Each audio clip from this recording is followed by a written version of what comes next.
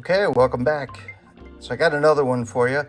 My wife came home the other day, probably about 2 weeks ago, and said the passenger window will not work in her Pilot.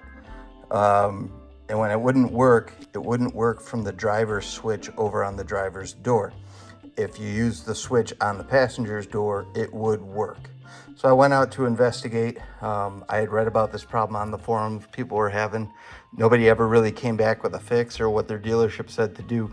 So all I did, and it was a complete accident, but it worked, so maybe this will help you out, is on the button, I pushed it all the way down. So if you play with the button, you can push it up, you can push it down, or you can push it more. That puts it into auto mode.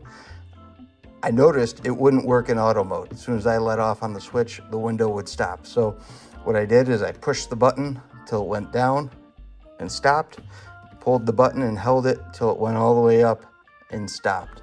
And I did it 3 more times in both directions, all the way down till it stopped, all the way up until it stopped, all the way down until it stopped, all the way up until it stopped. And I think I did it 1 more time. So it was 3 or 4 times.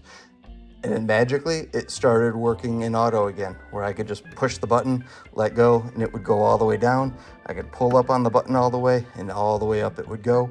And then the switch started working on the passenger side. So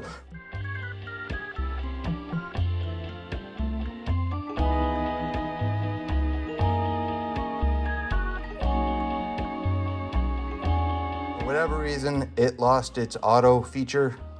Probably lost its limits and just needed to be reprogrammed again. So if your passenger window is not working on your 4th gen Pilot 2023, 2024, 2025, give that a shot before you head out to your dealer. It's been about 2 weeks since it happened to us, and we haven't had any problems since.